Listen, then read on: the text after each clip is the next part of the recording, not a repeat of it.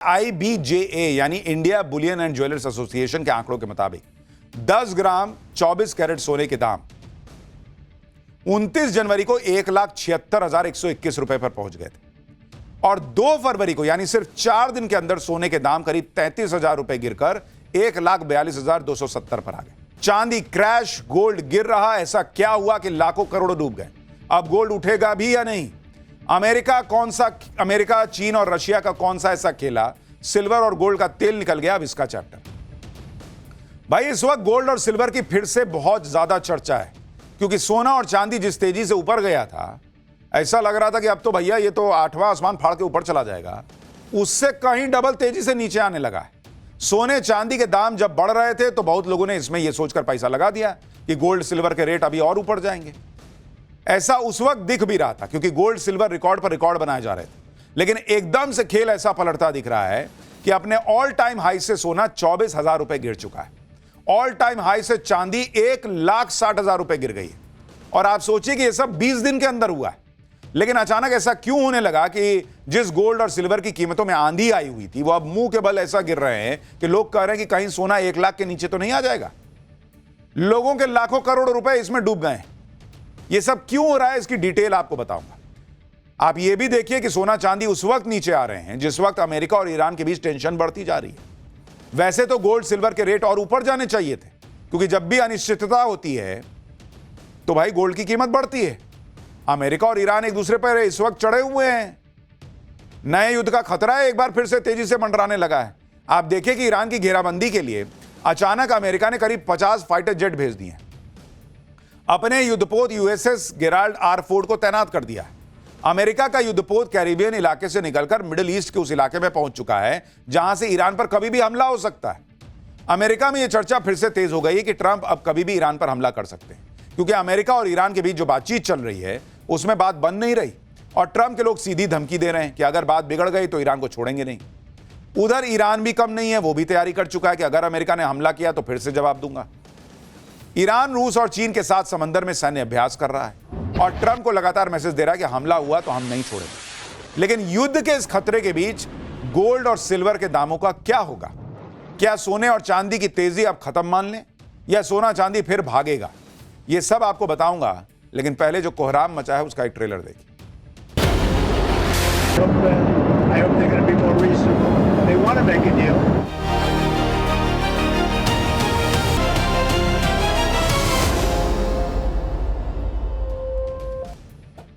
सबसे पहले बात गोल्ड के गिरने की और चांदी के क्रैश होने की। अभी तक तो सोना चांदी ने गदर काट रखा था, लेकिन अब फिर से लोग भयंकर कंफ्यूजन में जी रहे हैं कि सोना चांदी खरीदना है या भाई बेच के निकल जाना है।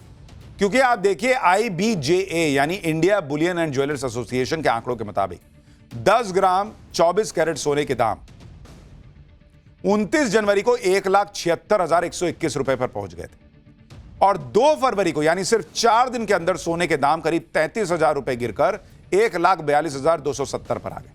सोने के दाम में गिरावट अभी रुकी नहीं है। आज सोने के दाम ऑल टाइम हाई से करीब 24,000 रुपए नीचे हैं। आज सोने की कीमत 1,51,963 रुपए। अगर सोना और चांदी दोनों की बात करें तो सोने की कीमत 20 दिनों में करीब 14% गिर चुकी है और चांदी की कीमत इन 20 दिनों में 38% गिर चुकी है। आप देखिए कि इन सभी वजहों से जिस तरह सोना गिरा और चांदी क्रैश हुआ, उसने कैसे लाखों करोड़ रुपए लोगों के डुबा दिए। आप देखिए किस तरह से लोगों का नुकसान हो रहा है और इसलिए लोग उहापोह में भाई कि क्या करना है, खरीदना है, बेच के निकल जाना है। 17 फरवरी अगर आप देखेंगे मार्केट से साफ हुआ कितना पैसा भाई सोना चांदी गिरने से? 116 लाख करोड़ रुपया सोना चांदी गिरने से, उसके रेट गिरने से। और अगर आप देखिएगा 31 जनवरी से 2 फरवरी 2 फेब, इस दौरान देखिएगा तो 900 लाख करोड़ रुपए बॉस, 900 लाख करोड़ रुपया लोगों का डूब चुका है। एक दिन में नुकसान वो 450 लाख करोड़ रुपए इन 3 दिनों में सबसे ज्यादा। और गोल्ड जिस तरह से गिर रहा है उसे देखते हुए अब सवाल उठने लगे हैं कि क्या सोने के दाम 90,000 तक गिरकर आ जाएगा? ऐसा क्या हो रहा है कि गोल्ड सिल्वर जो ऑल टाइम हाई पर था उसने इतने नीचे गिरने की ठान ली है, इसके बारे में आपको बताऊंगा। सोने चांदी की चमक फीकी पड़ने के पीछे 3 बड़ी वजहें बताई जा रही है। पहली, रूस और अमेरिका के बीच डॉलर वाली डील की खबर। दूसरी, चीन में नए साल का जश्न। और तीसरी, ईरान और अमेरिका के बीच बातचीत। अब ये तीनों क्यों ये वजह बन रही हैं गोल्ड और सिल्वर के रेट के गिरने की, उसको डिटेल में समझिए। सोने चांदी की कीमतों में जिस खबर का सबसे ज्यादा असर पड़ा है वो है अमेरिका और रूस के बीच डॉलर को लेकर होने वाली संभावित डील। मीडिया रिपोर्ट्स के मुताबिक रूस के राष्ट्रपति पुतिन अमेरिका के राष्ट्रपति ट्रंप के साथ आर्थिक साझेदारी बढ़ाने पर विचार कर रहे हैं, जिसके लिए रूस अमेरिकी डॉलर में कारोबार के लिए तैयार हो सकता है। अगर ऐसा होता है तो यह पुतिन का उस फैसले का से यू टर्न होगा जिसमें उन्होंने ग्लोबल ट्रेड में डी डॉलराइजेशन को बढ़ावा देने की हामी भरी। साल 2022 के बाद यूक्रेन के साथ युद्ध और अमेरिका की तरफ से लगाए जा रहे प्रतिबंधों के बीच पुतिन डी डॉलराइजेशन की वकालत करते रहे। अगर पुतिन ट्रंप के बीच डॉलर को लेकर यह डील हो गई तो डॉलर और मजबूत हो जाएगा, और डॉलर मजबूत हुआ तो सोना चांदी को कमजोरी झेलनी पड़ेगी। सोना चांदी के दाम और गिर सकते हैं। आप देखिए कि 12 फरवरी को इस डील की खबर आते ही इंटरनेशनल मार्केट में सोने की कीमत करीब 3% गिर गई थी, जबकि भारत में भी सोने के दाम एक ही दिन में 3000 रुपए गिर गए थे। अभी सिर्फ डील की संभावना पर इतनी गिरावट हो गई है। डील हो गई तो सोचिए क्या होगा। लेकिन सोने और चांदी की कीमतों में लगातार आ रही गिरावट के लिए चीन को भी जिम्मेदार माना जा रहा है। दरअसल इन दिनों चीन के लोग चाइनीज न्यू ईयर का जश्न मनाने में डूबे हैं। चीनी नववर्ष 17 फरवरी से शुरू हुआ है। इस दौरान चीन के शेयर मार्केट ही नहीं, एशिया में मलेशिया, सिंगापुर, दक्षिण कोरिया और ताइवान भी शेयर बाजार करीब एक हफ्ते तक बंद रहता है। यहां का शेयर मार्केट बंद होने से ग्लोबल मार्केट में कई बड़े प्लेयर गायब रहते हैं। इससे सोने और चांदी जैसे मेटल्स की डिमांड घट जाती है। आप देखिए कि 17 फरवरी को ही सोने और चांदी के दाम करीब 2% तक गिर गए। मतलब चीन में, मलेशिया में, यहां पर लोग न्यू ईयर सेलिब्रेट कर रहे हैं, और यहां सोना चांदी जिन्होंने खरीदा था उनके लिए अमावस्या की रात हो रही है। सोने चांदी की कीमतों में आई गिरावट की एक वजह ईरान और अमेरिका के बीच चल रही बातचीत को भी माना जा रहा है, क्योंकि इस बातचीत के सफल होने पर एक बड़े युद्ध का खतरा टल जाएगा। पहले ओमान और अब स्विट्जरलैंड के जिनेवा में ईरान और अमेरिका के बीच बातचीत का दूसरा राउंड चल रहा है। अभी तक तो बातचीत से मौजूदा संकट का हल नहीं निकला है। हालांकि दोनों तरफ से बातचीत सकारात्मक होने के दावे भी किए जा रहे हैं, लेकिन इसी तरह की डील अब तक फाइनल नहीं हो पाई है। हालांकि अगले 2 हफ्तों में बातचीत का अगला राउंड होने की भी बात कही जा रही है। ऐसे में समझना जरूरी है कि ईरान और अमेरिका के बीच बातचीत किस वजह से कामयाब नहीं हो पा रही। दरअसल अमेरिका की तरफ से रेड लाइन तय कर दी गई है कि ईरान को परमाणु कार्यक्रम छोड़ना होगा और मिसाइल कार्यक्रम को सीमित करना होगा, जबकि ईरान इस रेड लाइन को मानने के लिए कतई तैयार नहीं। ईरान का दावा है कि उसका परमाणु कार्यक्रम ऊर्जा जरूरतों को पूरा करने के लिए। साथ ही ईरान ने साफ कर दिया है कि बातचीत सिर्फ परमाणु कार्यक्रम पर ही होगी, मिसाइल कार्यक्रम पर इसमें कोई चर्चा नहीं होगी। अभी बातचीत चल रही है क्योंकि लोग तो सोच रहे थे कि जो हालात हैं, ट्रंप जैसे धमका रहे हैं, कभी भी युद्ध शुरू हो जाएगा। तो चूंकि इतना लंबा मामला खिंच गया और युद्ध शुरू नहीं हुआ, तो मार्केट सेंटिमेंट ये बना कि कहीं ऐसा तो नहीं मामला सेट हो जाएगा दोनों के बीच। ले, सोना चांदी गिर गया और धप से पूरी दुनिया ये उम्मीद लगाए बैठी है कि अमेरिका और ईरान के बीच बातचीत सफल होगी तो दुनिया भर में मची उथल पुथल पर कुछ हद तक लगाम लगेगी। लेकिन ट्रंप जिस तरह बयानबाजी करते हैं, एक्शन लेते हैं, उसे देखते हुए दुनिया को ईरान और अमेरिका के बीच चल रही बातचीत से बहुत ज्यादा उम्मीद भी पूरी तरह से नहीं है। हालांकि ट्रंप लगातार दावा कर रहे हैं कि ईरान और अमेरिका के बीच डील हो जाएगी, लेकिन आप देखिए कि एक तरफ स्विट्जरलैंड के जिनेवा में ईरान और अमेरिका के बीच बातचीत हो रही है, दूसरी तरफ अमेरिका खाड़ी देशों में लगातार अपनी सैन्य तैनाती बढ़ाता चला जा रहा है। अमेरिका ने पिछले 24 घंटों में 50 से ज्यादा फाइटर जेट्स मिडिल ईस्ट की तरफ भेज दी। इनमें F-35 है, F-22 है, F-16 जैसे आधुनिक फाइटर जेट शामिल हैं। इन फाइटर जेट्स के साथ अमेरिका ने कई एरियल रिफ्यूलिंग प्लेन भी खाड़ी देश में भेज दी।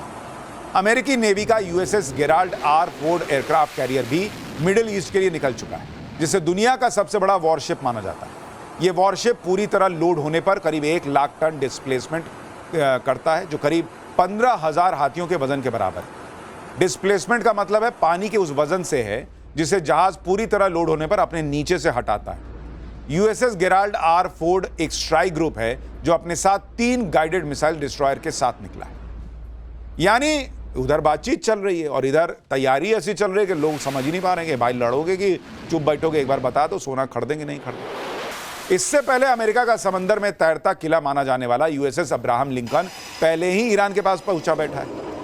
अपने इन्हीं वॉरशिप्स, फाइटर जेट्स और मजबूत सेना के दम पर ट्रंप लगातार ईरान पर दबाव बनाने में जुटे हैं। कह रहे हैं कि ईरान पिछली बार जैसी गलती नहीं करेगा और अमेरिका के साथ डील कर लेगा। एक बार ट्रंप को सुनिए, फिर आपको ट्रंप की इन प्रेशर टैक्टिक्स पर ईरान के सुप्रीम लीडर ने किस तरह पलटवार किया वो भी बताता हूं। I would say they've been negotiations because we could have had a deal instead of sending the B-2s in to knock out their nuclear potential. We had to send the B-2s. I hope they're going to be more reasonable. They want to make a deal. Iran के साथ बातचीत के बीच Trump की तरफ से लगातार धमकियां दी जा रही हैं। तो ऐसे में ईरान के सुप्रीम लीडर खामनेई भी पहली बार खुलकर हुंकार भरते दिखे। ट्रंप के हमले का खामनेई ने जिस अंदाज में जवाब दिया, उसके बाद अमेरिका और ईरान के बीच चल रही बातचीत खटाई में पड़ने की अटकलें तेज होने लगी।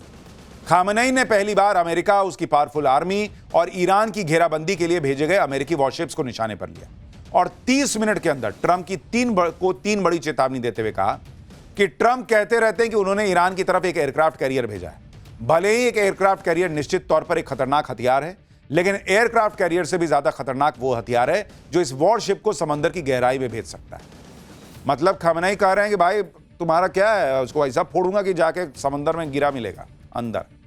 आगे खामनेई ने कहा कि अमेरिकी राष्ट्रपति कहते रहते हैं कि उनके पास दुनिया की सबसे मजबूत मिलिट्री फोर्स है, लेकिन दुनिया की सबसे मजबूत मिलिट्री फोर्स पर भी कभी कभी इतना जोरदार हमला हो सकता है कि वो उठ ही ना सके। यही नहीं, खामनेई ने आगे कहा कि ट्रंप मान चुके हैं कि 47 सालों से अमेरिका ईरान के इस्लामिक गणराज्य को खत्म नहीं कर पाया। यह एक सच्चा और अच्छा कबूलनामा है। ट्रंप भी ईरान को नहीं झुका पाएंगे। यानी खामनेई ने भी ट्रंप को और पिन मार दिया कि हमको धमकाओ मत, ये सब तस्वीरें दिखा के। अमेरिका के साथ जारी इस तनातनी के बीच ईरान ने एक बार फिर शक्ति प्रदर्शन किया। ईरान की सेना ने हॉर्मुज स्ट्रेट में मिलिट्री ड्रिल की, जिससे समंदर में खड़े वॉरशिप्स को मिसाइलों से सटीक निशाना साधकर ध्वस्त करने की तकनीक का प्रदर्शन किया। मतलब अमेरिका वॉरशिप खड़ी कर रहा है, ये वॉरशिप को फोड़ते हुए अपनी तस्वीरें दिखा रहा है। इस मिलिट्री ड्रिल के जरिए एक तरफ ईरान ने अमेरिका को दिखा दिया कि युद्ध छिड़ा तो उसके निशाने पर ईरान को घेरने के लिए पहुंचे अमेरिकी वॉरशिप्स। साथ ही उसने मिलिट्री ड्रिल के दौरान हॉर्मुज स्ट्रेट को बंद करके पूरी दुनिया को भी मैसेज दे दिया ईरान पर हमला होने से दुनिया किस तरह से प्रभावित हो सकती है, क्योंकि ईरान पहले भी साफ कर चुका है कि हमला हुआ तो वो हॉर्मुज स्ट्रेट को बंद कर देगा। और यह पहला मौका है कि जब अमेरिका की सैन्य कार्रवाई की धमकी के बीच ईरान ने इस हॉर्मुज स्ट्रेट को बंद करके भी दिखा दिया। ईरान के शक्ति प्रदर्शन में अब रूस और चीन भी उसके साथ आ गए। रूस और चीन के युद्धपोत हॉर्मुज में ईरान के साथ होने वाली जॉइंट मिलिट्री ड्रिल के लिए निकल चुके हैं। यानी माहौल जो है वो पूरा अभी जो है ना हिला हुआ है। ये युद्ध होगा नहीं होगा, चाइना में न्यू ईयर सेलिब्रेशन खत्म होगा तो हो सकता है कि सोने चांदी के दाम थोड़े से रिकवर करें, और अगर रशिया और अमेरिका की जो डॉलर को लेकर बातचीत चल रही है, अगर वो सफल हो गया तो कीमत और गिर सकती है, नहीं हुआ तो फिर चढ़ जाएगा। तो अभी मामला जो है ना बड़ा ऊपर नीचे है बॉस। जो कीजिएगा बहुत सोच समझ के कीजिएगा।